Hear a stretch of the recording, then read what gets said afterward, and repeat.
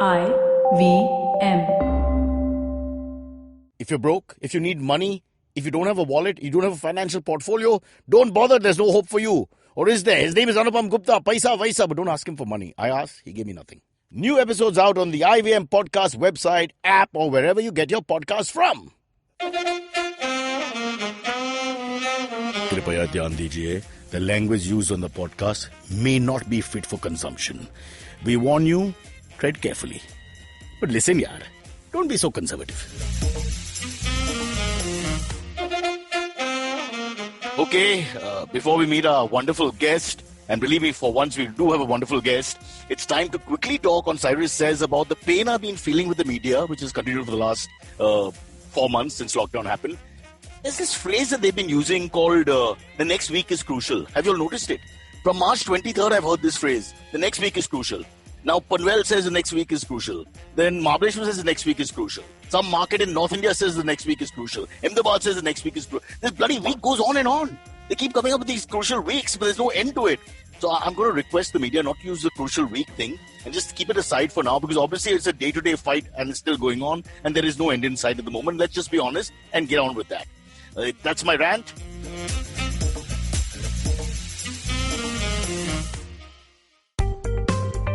Hi, my name is Anupam Gupta. I'm B50 on Twitter. I am the host of Paisa Vaisa, the show that talks money. On my show, I speak to experts from every field of money and finance, from stock markets, equities, debt funds, credit cards, life insurance, every possible area of money and finance that you can think of. We even did an episode on cryptocurrency. I've got fantastic guests from mutual funds to personal finance experts everywhere. Robo-advisory, startups, just name it, we've got it. At Paisa Vaisa, we help you make smart decisions about money. You work hard for money. Now make your money work hard for you.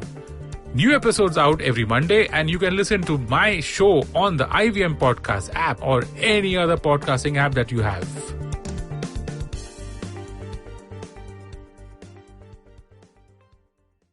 But now from the terrible beast of Cyrus Brocha, we go to the beauty of Diya Mirza, who's on our show. Hi, Diya. Hi, Cyrus. I wish I could pronounce the da and Diya without making it sound like an old Parsi lady, but you are anything but that. Still looking ravishing, I must say. And since I can see everything, it looks like you've done very well in life. Your background is beautiful. Mine is a painting by my wife, and I mean the white wall, not that actual painting hanging in the back. Yeah, so nice. I'm glad the lockdown hasn't made you lose your sense of humor. No, I just started ranting more. I think the testosterone level has gone down and the estrogen level has gone up, and I've become, and please, it's not a gender bias thing, but I think I've become an old auntie. I'm pretty sure. But Cyrus, you're always an old auntie. That's also true. Many of the aunties in my family do have these white beards.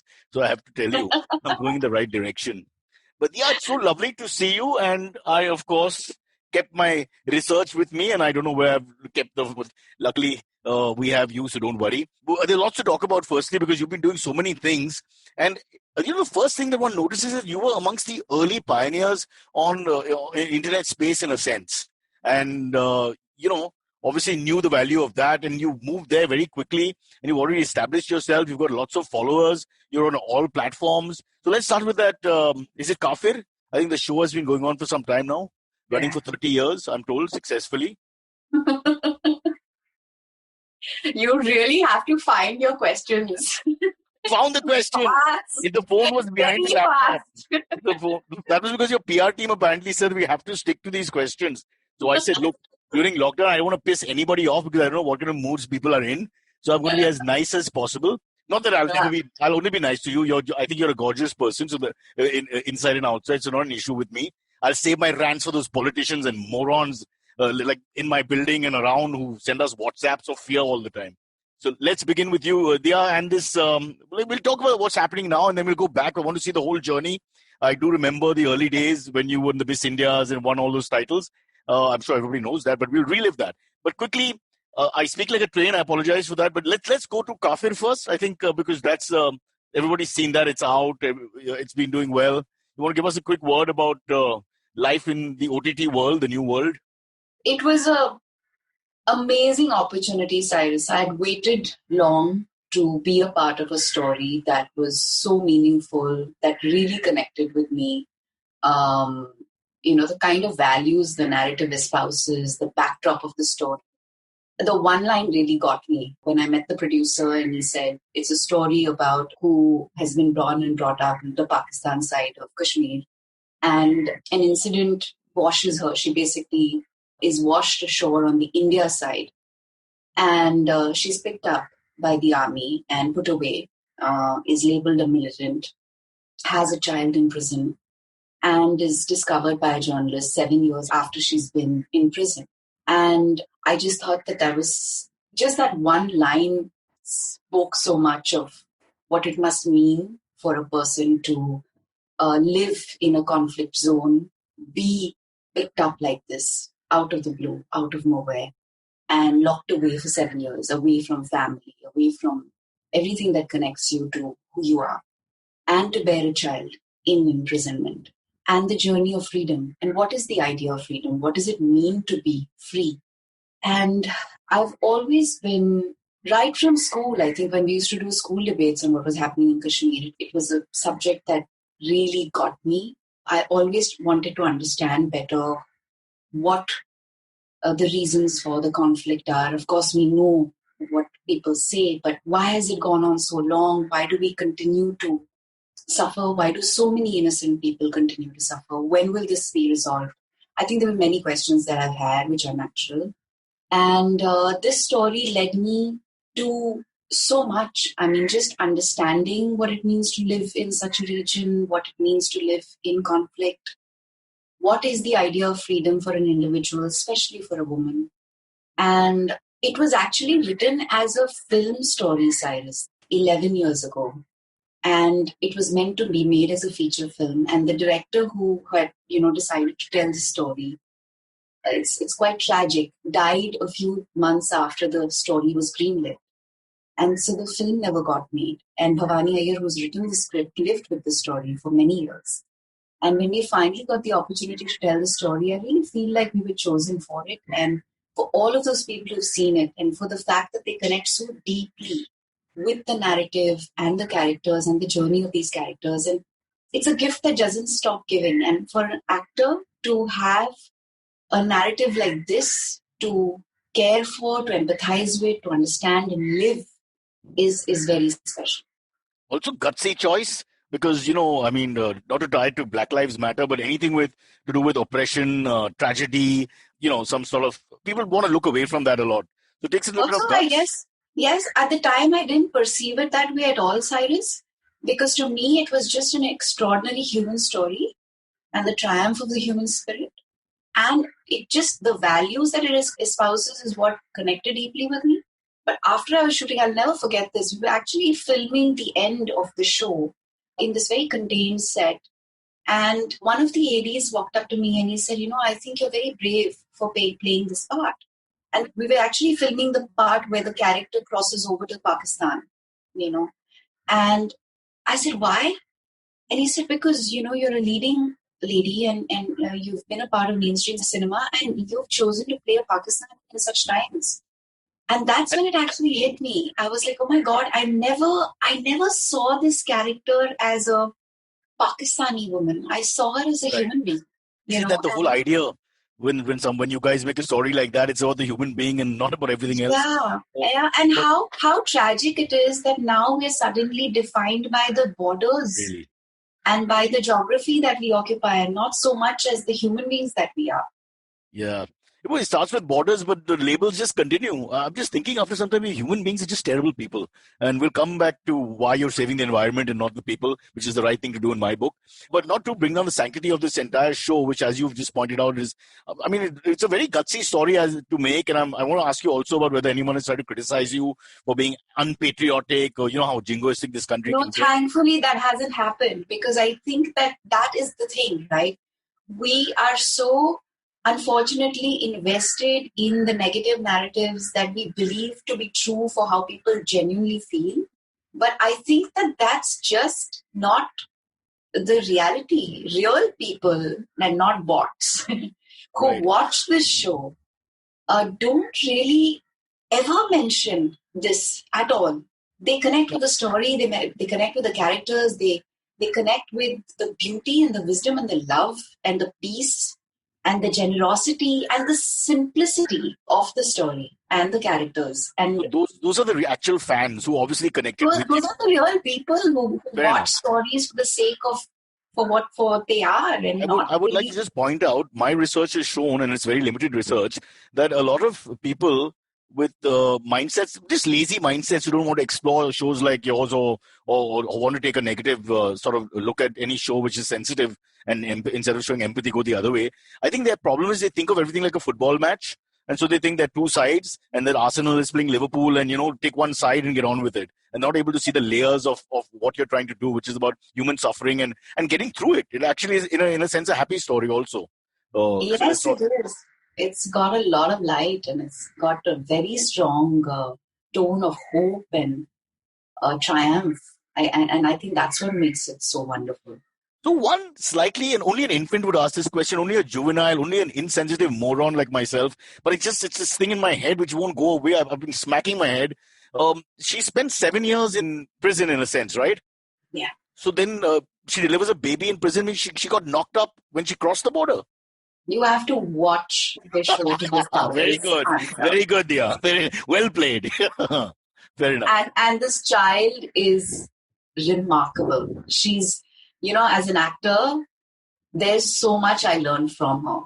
She was so intuitive, spontaneous.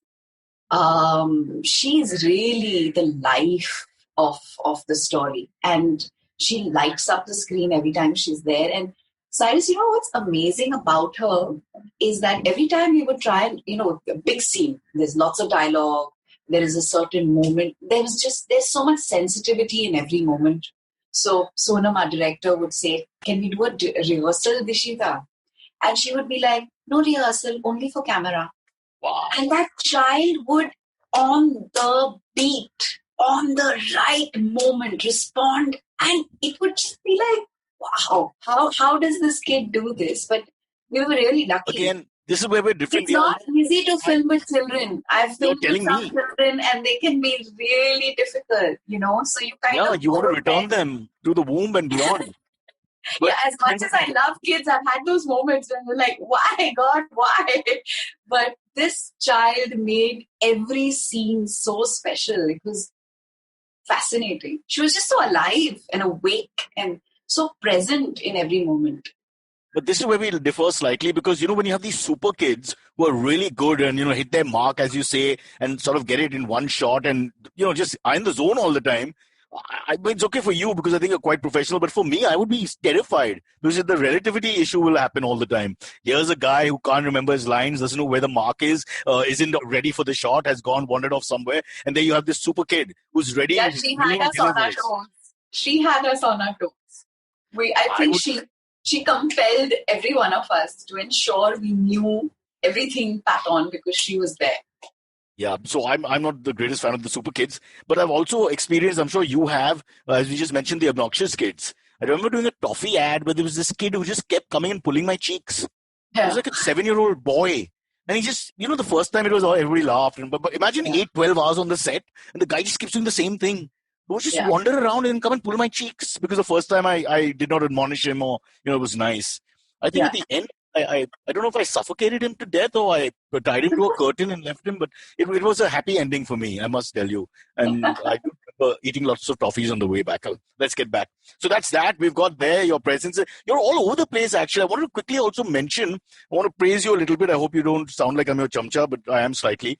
You're one of the few Miss Indias who actually walks the walk and talks the talk. Now, again, I'm not disrespecting all the great women who have, and there have been some really beautiful and talented women, many of them, most of them. However, that whole Mother Teresa moment is sort of forgotten 6 months down the line as they become TV anchors, film stars, what have you, paddle cinema. They've all gone all over the place. But saving the world, that was a weekend, and that sort of it doesn't go beyond that. You, on the other hand, have literally spent the last few years. You're probably in the forefront. If they talk about environmentalists today, you'll be the first 5 names that come to mind for anybody who studies India and environment. So I want to and I've known you since 2000. I've watched your career. I've seen you. We've worked together, albeit on one of the worst films ever made. And I didn't see the side. So when did the environmental thing sort of bug hit you, or was it always there? It was always there, Cyrus. I think it was growing up in Hyderabad, going to a school like Vidyaranya that was based on the Is your point that Hyderabad needs to save the environment more than the rest of India? Not really, but I think it was the fact that much larger open spaces, growing up amid nature, interacting. You've seen Sagar Lake.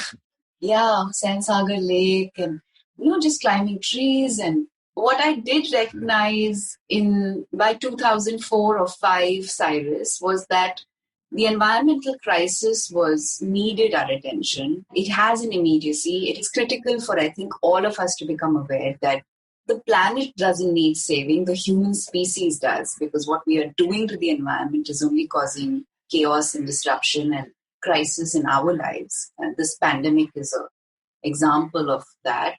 And so you say the pandemic is completely self-bought by us? Yeah, the human species has caused this. Scientists have been warning that we are going to cause such pandemics, and they warn us that they will continue to happen if we don't fix our relationship with nature, which is completely broken. So I started working with people like Bittu Sehgal and Vivek Menon, who is the CEO of Wildlife Trust of India, and Bittu Sehgal is the founder of the Sanctuary Nature Foundation, which is of course called the Sanctuary Asia earlier. I have drunk with him on many occasions. He's an amazing man, remarkable man. So yeah.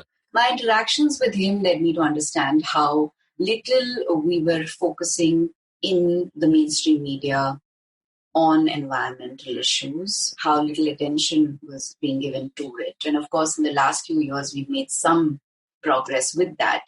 There are more and more people, and of course, young people in our country and across the world who are campaigning and have become such powerful advocates for the environment, and are bringing the science to people, which would be unthinkable 10 years ago. But I just care deeply for wildlife, and I love nature, and I don't understand how we can continue to ignore and neglect something that is so critical to our health and our well-being and our future. Is it fair to say Priyanka and Lara are doing the same thing? No, Cyrus, I think they've both found causes that they care deeply for and they espouse. And I mean, I know Priyanka does a lot, so does Lara in her own way. I feel in many ways working with, wildlife and on, conservation and environmental protection has just furthered my purpose, deepened my purpose. I feel a very strong connection with the cause. I feel an urgency about, the situation. I feel like we all need to find a way to How do you deal? I want to quickly bring in the fact that you're United Nations appointee. I want to know how that happened. But also, what would be your reaction to people like Donald Trump, people in such principal positions who deny global warming, who deny, it's a democratic world, you're allowed your opinions. But these are guys who, well, in a sense, make the decisions for the rest of the world. Vladimir Putin is another man who's all over the place. Again, very powerful. So what do you do now that you're in this position as like a brand ambassador, literally? What would you say to the movers and shakers, the ones who decide and make decisions for the environment, actually, beyond just the... Well, Cyrus, the unfortunate reality is that there are a very small number of people that control the resources of this planet. Exactly. And are responsible for causing the devastation and havoc that they have. And unfortunately, the outcome of that devastation is something that millions of people experience and have to deal with. But I think even these leaders who deny climate change and are denying the acceleration of climate change and the 6th mass extinction that we're all collectively experiencing, will at some point have to accept and acknowledge that the human species is causing this disruption. Because there are far too many people now who are acknowledging this reality, are becoming a part of the solutions, are making a difference, and are changing things rapidly. And I also think that what has happened interestingly in the last few years is that economists who work closely with environment are evidencing how it would be more cost effective and more, strengthening to our economies to work with ecology and build more sustainable economies, because in the long run, so it's the impact, the environmental impact and the cost of it that they're showing. And I feel like in a world that's driven by money power, if we can establish that there is more money to be made if we become more sustainable, I think more and more people will be transformed. More thoughts can be transformed. No, you're right. And also, I think there's so many small areas we can look at. Like I, for one, have been a campaigner for nudism. I think that we shouldn't wear clothes. I think half the problem starts from there. Thanks to buying all these bloody fancy clothes and all the things and accessories go with them, the environment gets pounded. It starts right from there. But minimalism is a good idea. Minimalism. I'm not sure about nudism so much yet. But my wife says the towel is the best invention ever because it covers the Indian man as much as possible. So she's a big fan of towels and lungis. But the lungi. Yeah, which I wear from head to toe, by the way. Probably in gross disregard of rules and regulations down south. But how do you get the United Nations, what is the exact term? You're a proper brand ambassador with the stamp of approval, United Nations. So how did that, I think it's a great choice. You must get popular people. It makes no sense to just have, with due respect to ecologists and environmentalists, the lesser known ones will not have the kind of impact. Everybody's got to work in their field, but you will be a better, I can understand where they're coming from, putting the Mirza there. But how did it happen? I think advocates are selected based on the advocacy work they've done already. So I had spent about 5-6 years already championing environmental causes in India, and wildlife conservation work was stuff that I was talking about. So when you're at the airport, could you say things like, I'm United Nations appointee and, like a citizen of the world? And I'm a goodwill ambassador, so I don't get those privileges, those perks. I don't get a blue number plate and special access. You must.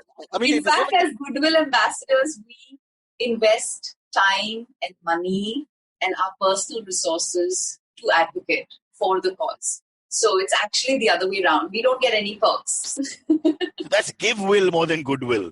But, yeah, that's quite sad. I was hoping they'd let you go through and all that. No, but it's wonderful, Cyrus, because this time that I've spent with the UN as their Environment Goodwill Ambassador, and last year I was appointed as the Secretary General's Sustainable Ambassador, which is one of 17 people on the planet.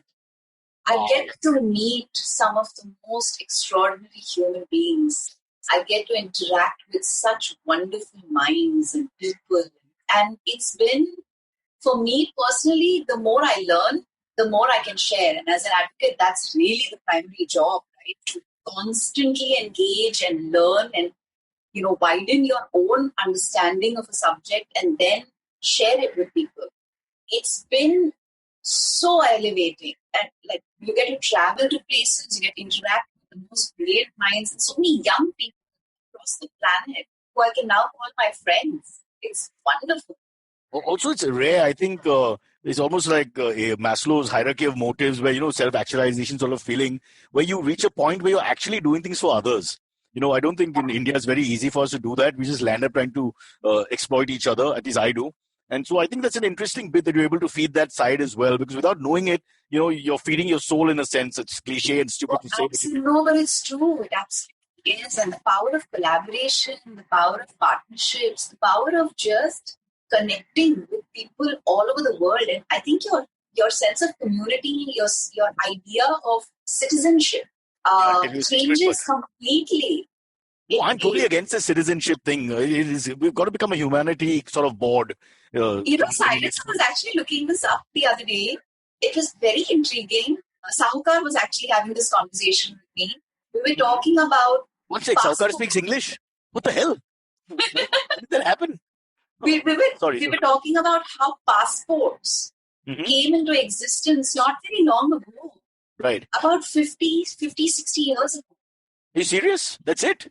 Yeah, and these... But one second. Have you seen the passport pictures of old models from the 60s and 70s? They look like they've been in existence for 80 or 90 years, so that match doesn't correlate. No, they the citizenship, the idea. So of course, there was some documentation when you needed to travel from one country to another. That must have existed for thousands of years. But this whole idea of citizenship, that I am an Indian, you are a Canadian, this whole thing arrived not very long ago. What are you saying? But we should be careful what we say, because we've reached a world, not just a country, of people who, bang their chest and do all these silly things all the time instead of trying to save the world. But I do think that at some point, slightly more evolved people will understand that the world is not about boundaries. This boundary thing has to end. It's a pointless exercise. It's the only planet that we call our home. Well, people are working on Mars as we speak, so let's see. There's hope. Those 15 people that control the planet will move to Mars. Name those people. Diya Mirza, name those people in the words of Arnab Goswami. I want those names. I have a white sheet of paper here.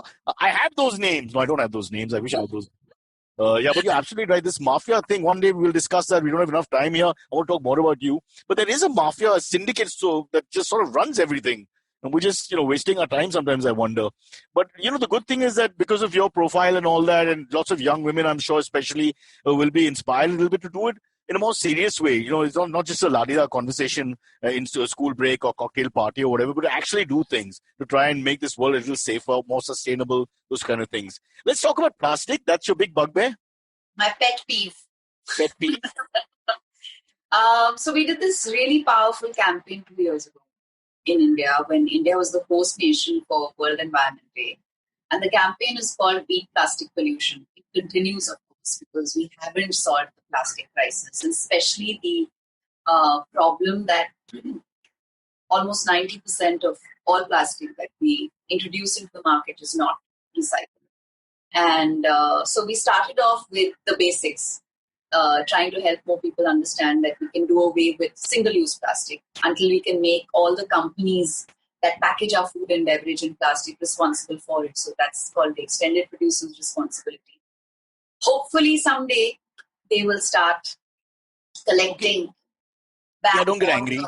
Don't get angry, but I'm not provoking you. But what if I kept one plastic bag? Because it's like Superman. It's indestructible. I kept this one plastic bag from childhood for life. Outlive you, your children, your grandchildren. But so as citizens or whatever of the world, we're given one plastic bag each. We look after it and we keep it with ourselves so that no animal consumes it and all that nonsense. But that's it. That's for life.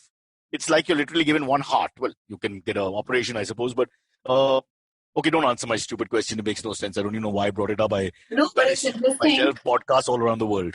Yeah. No, it's interesting you asked that, because if we were capable of just using one bag through our life.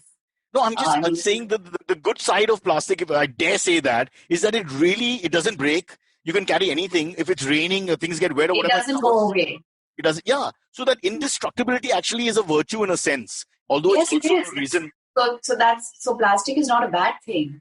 It's also life-saving, because all of our medicines and so many things that we need are packaged in plastic. And if we didn't have it, we wouldn't be able to reach the medicine to also give us a list of bodies. It is a mismanagement, Cyrus. It's a mismanagement, and it's the complete lack of responsibility and accountability that companies have taken and individuals we take for the waste we produce that has led us where we are. But the good news is I think more and more people have become aware of how unmindful we've been of the way we use plastic. More and more people are becoming mindful about it and have discontinued using single-use plastics like plastic bags or plastic straws.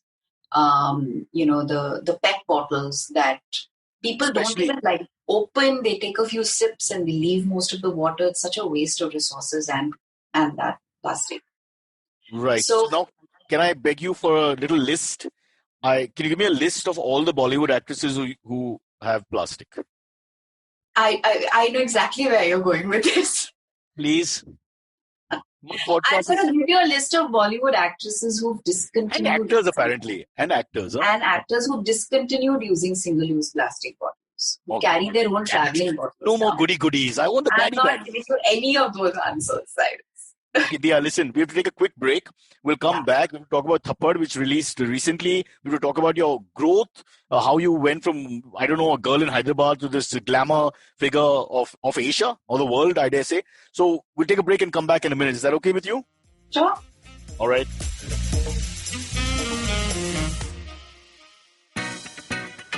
Hi guys, this is Ayushi. And I am Ritasha. And welcome to Agla Station Adulthood.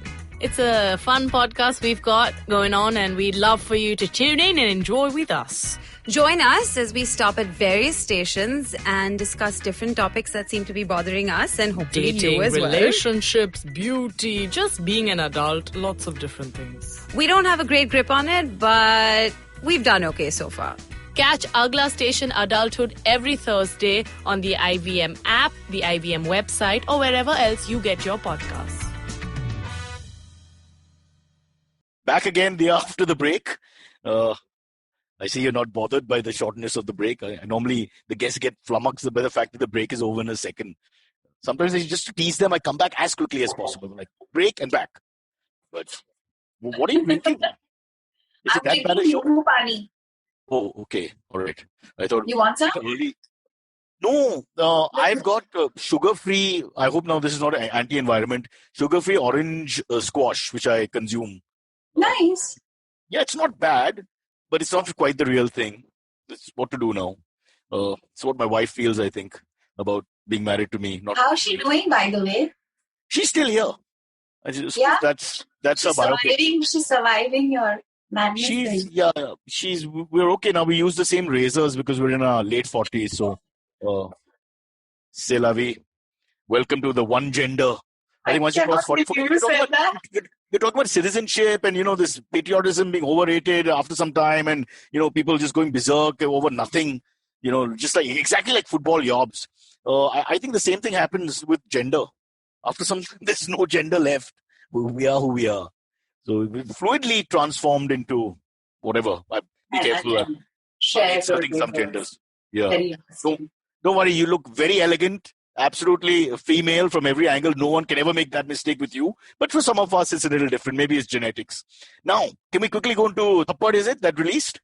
Yes, just unfortunately too close to when we had to lock down. So it didn't get its full run at the theaters, at the cinema halls. But what happens? There were 3 or 4 films that released, not forget here, worldwide as well. What happens to those who just got, snipped off because of this stupid lockdown that happened? Well, they've got the opportunity to be seen on OTT and on television. So films are forever, right? They get their time. But you can't have that re-release again, all that momentum you make, doing the rounds and pushing the film, etc. It doesn't make sense. Unless, of course, it's as unfortunate as... I remember there were some films that had just released that didn't get even didn't even get 3 days in theaters. So... Yeah. No, but I think the cost to re-release is too high. It doesn't make sense. I think if you ask the producer, he said, I'll give you a thappad immediately. Absolutely. Yeah. Sorry about that. Shall we quickly go back down the line now? And because the most interesting thing, I'm sure you're real hardened fans. We actually haven't spoken about Thappad, sorry. Oh, sorry. Let's talk about the movie. Yeah, yes, please. Take over the podcast. Off you go. I'll do a round and come back. Yeah. No, but Thappad is... it's an important film. I'm really glad we've told the story. I think it's started a very important conversation about the role of patriarchy in our society.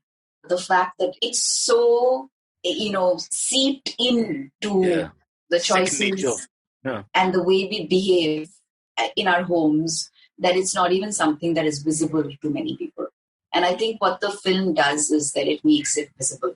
And I love the fact that there are so many women and their stories that come through in this narrative, and the fact that the men's story are also as powerful as they are, because it takes for a certain understanding on the part of the actors also of having lived a life, of having had experiences, of having understood the problem really, to be able to connect so deeply with the story and reflect what they need to. It was great fun working with Taapsee. I think she's a firebrand. I love the choices that she makes, and I think she's incredibly fortunate to be chosen to tell such stories. But I think it's also a lot about her conscious choices and the kind of person that she is. I think Anubhav Sinha is perhaps one of the most powerful filmmakers in our country today, who's choosing political subjects, who's saying them, telling these stories really well. And this is the first socio-political story. I mean, I guess it's an area that he hasn't delved into before. This is the first time he's done it, and he's done it very, very well. I think it will be a hard film to outdo as a storyteller. But I'm just, it's very rare, Cyrus, and it's been happening. It happened a lot last year with me. It started with Kafir and then continued with Thappad, where people, after audiences have watched the story, very seldom does it happen that people call you or reach out to you or send you a message or an email to say thank you for telling the story. I think that's very special. So you're striking a chord with all the things that you're doing at the moment, not to mention the work that you're doing as yourself and as a warrior for the environment. But I was just thinking, we don't even know how gender biased we are. Is that the right word? I have a daughter, and I remember 3-4 years back, and I'm very devoted to her, and the women in my family are very strong, so trust me. And I remember her asking me, do you like any female singers? And I couldn't name anyone. I just, because I was just thinking, I'm whatever music icons I have in my head, they're all male, all oldies, of course, Elvis, etc. But I just didn't have any females. So without knowing it, we grew up biased. You know what I mean? I can't even explain why. Sports figures, it's so, for me, growing up, although I think of myself as a bit of a feminist and very strong women and all that, but the icons weren't there. So they're actually not. So when you talk about it being like subconscious and, under layer upon layer of this hard male sort of world that we've made in India, you don't realize how many layers we have to peel off to actually find some sort of sense of real, gender equality. It's very true. It's also true about the lens that we view ourselves as women. Even that is so often, determined by the patriarchy that we've inherited or we've been raised with. Women, in fact, that's actually the most interesting part about Thappad, that you discover how women create such a gender and a bias. Women sell out in a sense. Women. It's not a sellout. I think many women don't even understand that they've been raised with a value system that is trained to be subservient to the man. They don't even understand how to be any other way. And it's actually a very simple thought. It's about respecting human beings as equals, all people. How difficult is it to do that? But most of us don't understand something so basic. But no matter what we say about respecting, so obviously it's clear what is right and what equality, etc. But without knowing it, we just grow up with this. We don't even realize that we are sort of hypocrites. You know what I mean? I'm talking about males from a male perspective. So we think we're feminists, we think we're equal, we think we open the door for the lady or share the bill or whatever it takes to have a sense of equality. But it's already there. That we're just following men, that we're just idolizing men, that we're just looking up to men for guidance, subconsciously mostly, your father, your uncle, whatever, and before you know it, boom, you're like them. So I think it's a terrible cycle which is difficult to break. And racism is a little similar. Without knowing it, back in the States and places where it's more rampant, I think it's just there. It's casteism. Yeah, it's all connected. Correct. It's all the same thing. This has been a tragic podcast. Normally we laugh so much. Why? Not at all. No, but this is fun. Themes that matter and that are hopefully evolving thanks to the media and See, I feel, Cyrus, there's a lot. When you were talking about heroes, right, mm-hmm. and icons, I feel media has had a very big role to play in creating icons that were mostly male. And we've had in Hindu culture, we've had so many strong female figures. In Indira Gandhi, we had a prime minister. We've had great role models, tennis champions, etc. But for some reason, there's just not on par with the male icons. For some reason, I can't understand why. And you're right. So maybe it's the media. I don't know. I feel like it is the narratives that have been constructed also because a lot of the narratives that are constructed have been narratives made by men. There were very few women telling stories. Now there are more women telling stories, so that should help. Like, I know a lot of the male director, like writer-directors, friends of mine who write scripts, they write, I mean, obviously now you're going to write a story from your lens, right? From your perception, understanding of life.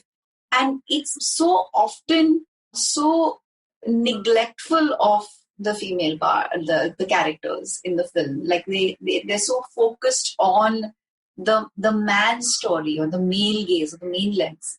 But then you also have an Anubhav Sinha who writes a Thappad, which is so intuitive and observant of a woman's experience, which is phenomenal.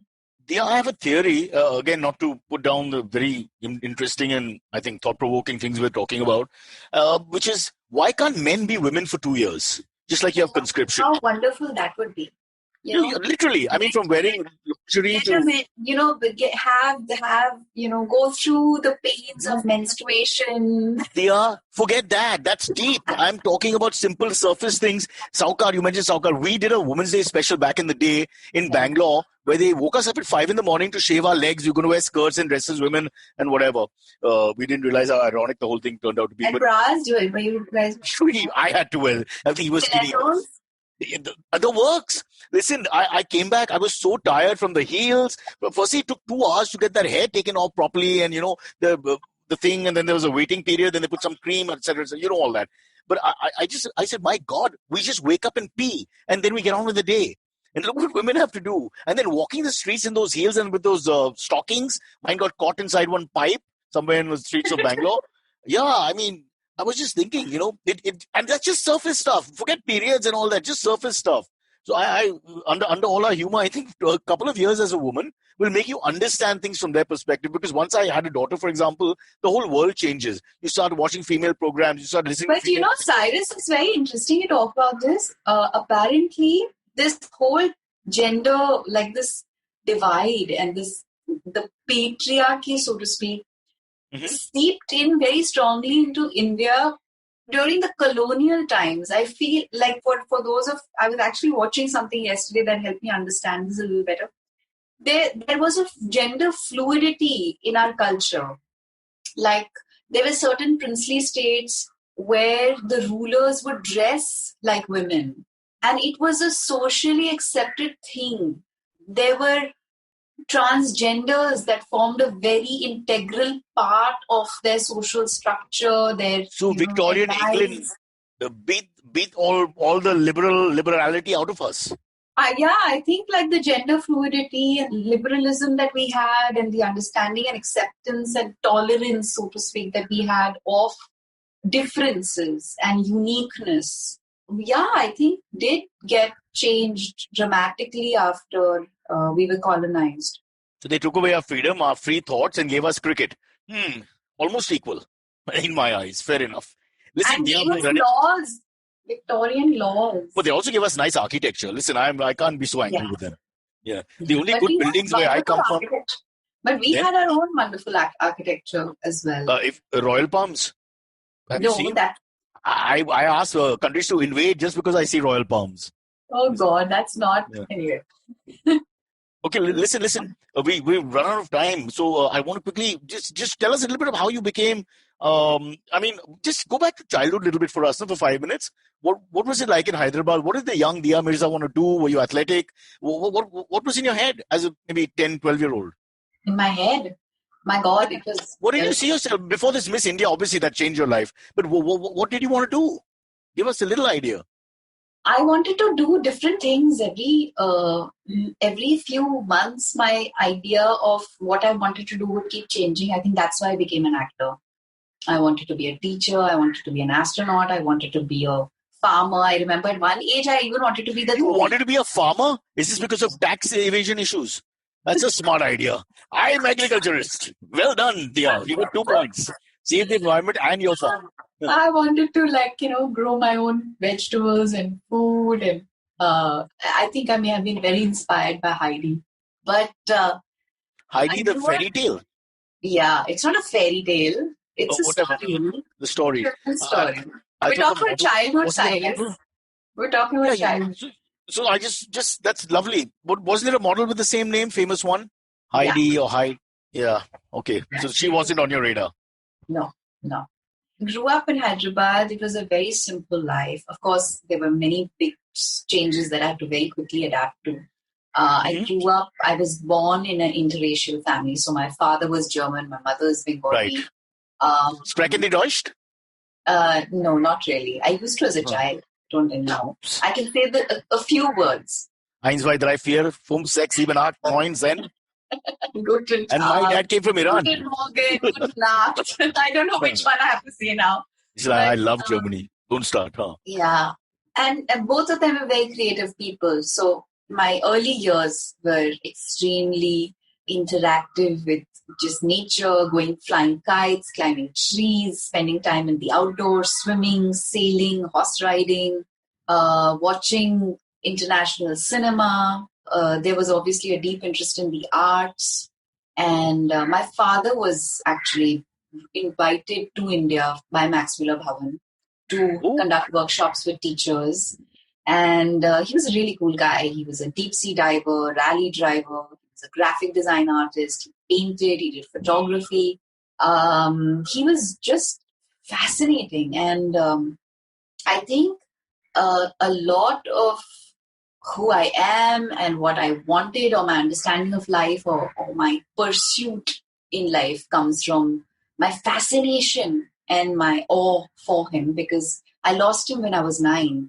And so much of who he was, what he did, what he cared for, he really cared for the environment. In fact, there were conversations they would have in the house which were just so unique and interesting. I remember him building a solar basket and heating the water in the house with that solar basket. So he was also like a kind of an inventor. He was very creative.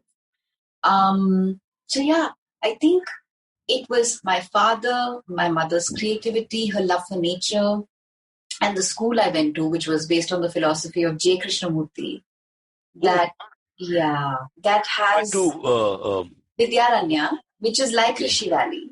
Rishi Valley is where my wife went. Oops. Okay. Yeah. So no concept of competition, no grades, no ranks, no marking system. Bit of a problem when they throw you into college after that, though. Yeah, suddenly. It's terrifying because you're suddenly then thrown into the real world, which only understands competition.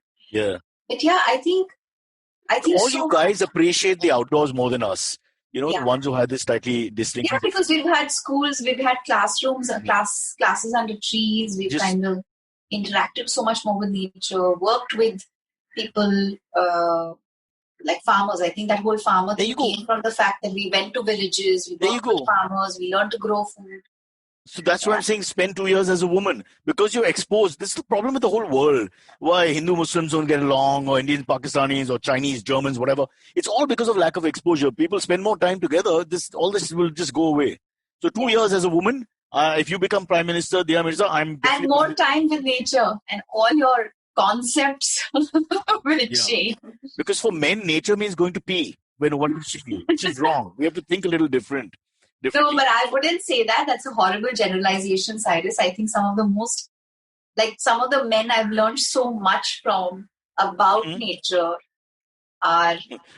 They're men with better natures, of course. Yeah. So, Diya, listen, do you know my in-laws, the Munanis? I mean, my father-in-law is no more, but I just want to know who you know in Hyderabad, so I know for a fact you're from Hyderabad. Do you know Azhar's family, Azharuddin's family? Yeah. Do you know VVS Lakshman's family? I know VVS Ambati Raidu's family, Sania Mirza's family. Who do you know? Saina Nehwal. Saina Nehwal, yes, of course, settled there, yes. Very good. Actually, a lot of our sports champs now come from Hyderabad. Oh God, Baddy, tennis for sure. Cricket also lots of talent. Very good. And of course, what you've done, started the ball rolling for modeling, acting, and beyond. Listen, we're reaching the end of the program. Is there anything else you want to talk about in lockdown that you're doing? I don't know, is there something you're looking forward to, but all plans on hold for now?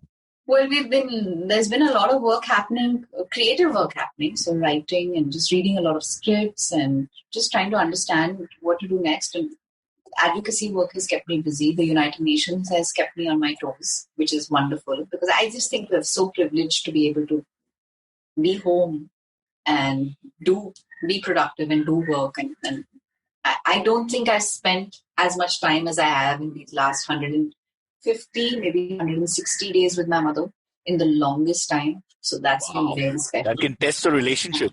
It really has, and it's remarkable that we haven't felt like killing each other.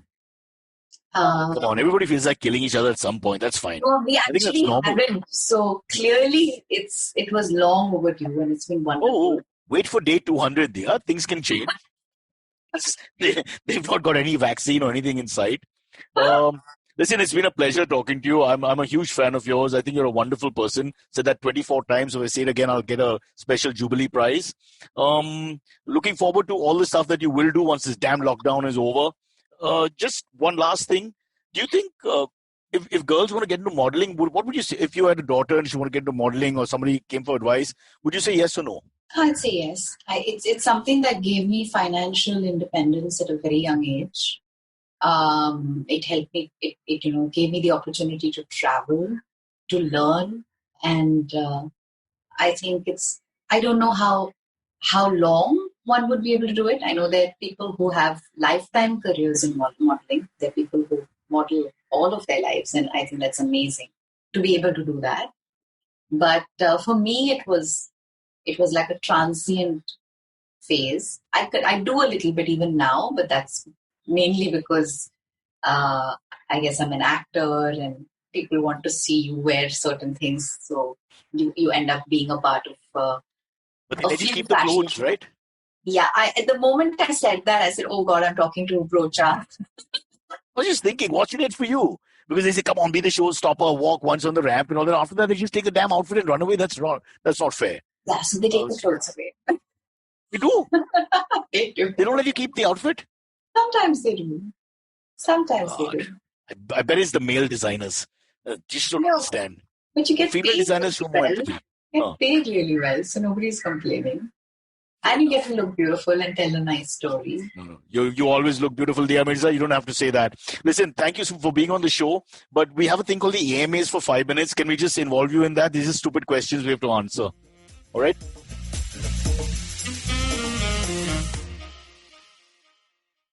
Hey everybody, welcome to another great week on the IVM Podcast Network. If you're not following us on social media, please do. We're IVM Podcast on Twitter, Facebook, and Instagram.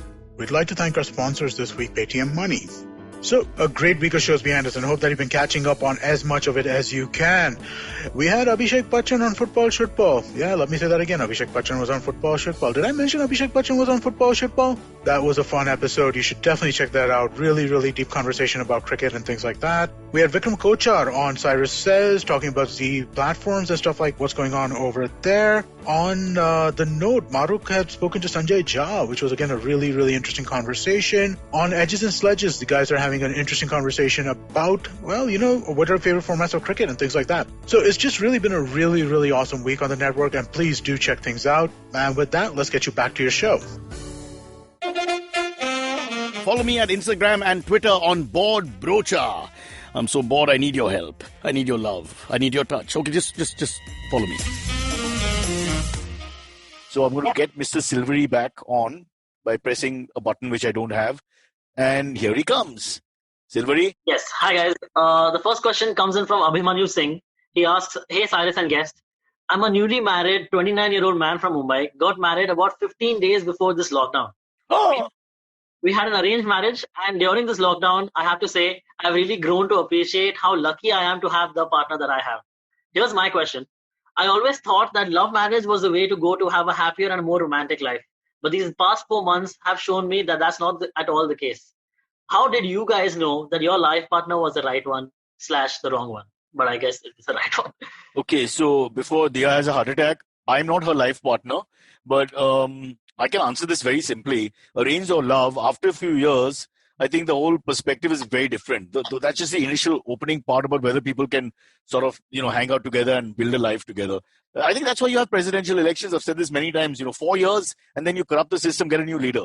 That's the way it should be. But in marriage, for some reason, we don't have that contract where we can re-vote, which we should. And the test is with the longevity. I think the short term, most people can manage. You can be a fraud for a year, 2 years, 3 years, and then you got to just let it all hang out. Silvery, don't get married in a hurry. This is my advice. It's a trap. It's dangerous. It's difficult. Although right now I can't live without my wife. But having said that, if I could go back, I think it's an institution which is slightly overdone, just like religion. But we shouldn't have these views in front of everybody else because, this country is now going through a crisis of, I don't know, self-discipline. I think it's so wonderful that he found his life partner and just before the lockdown and he's happy. What does she think? What about her? We don't know her. Mr. Singh is fine. What about Mrs. Singh?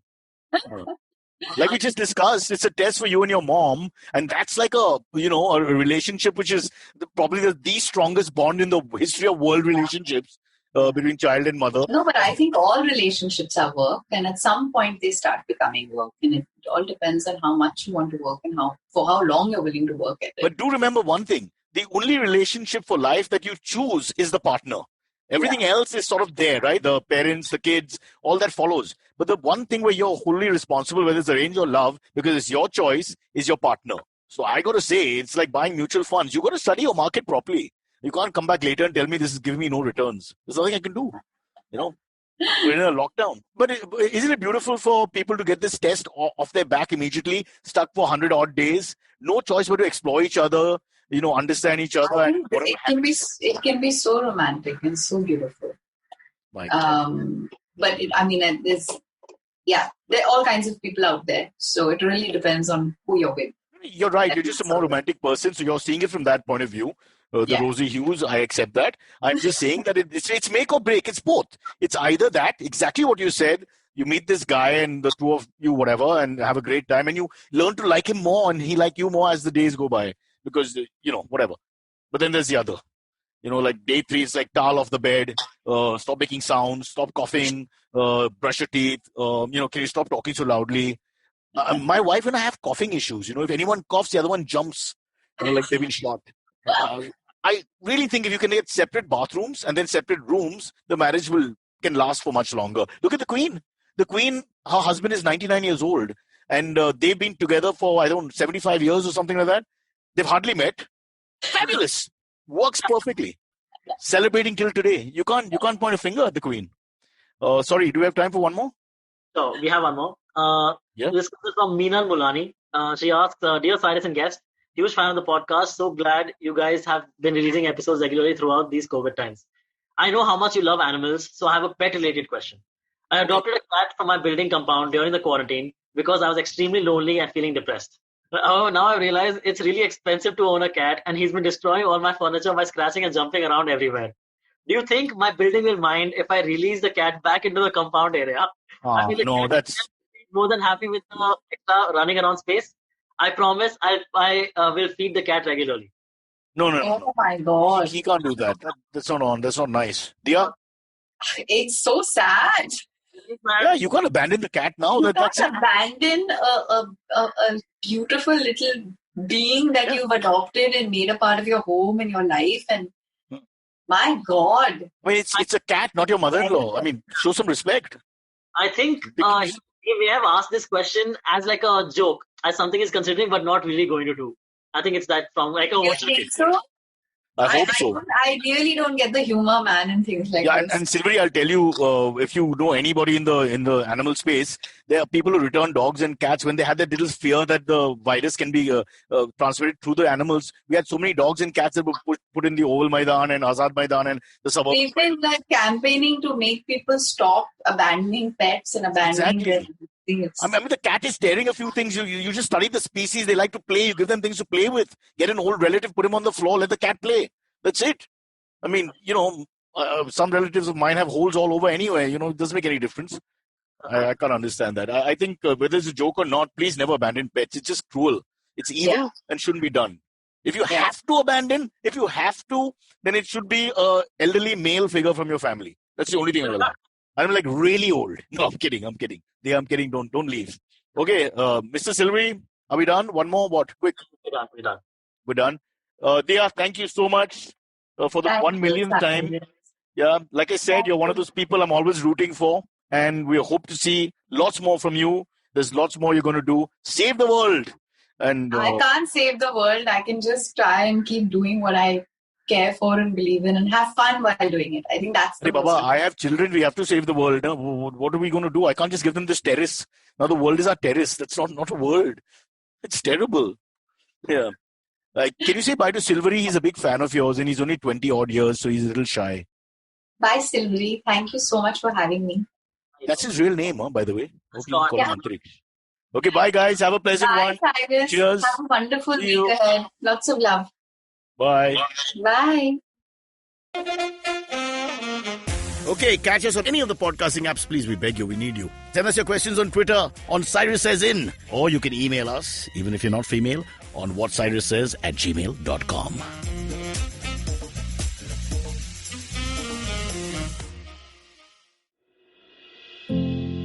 Namaskar, dear Bandhu. My name is Ashish Vidyarthi. These are truly challenging times, and in these times, we need hope. Do take time to listen to my podcast, Begin the Journey. Available on IVM Podcasts, website, app, or wherever you listen to podcasts. Remember, there is hope because there's one life and we are alive.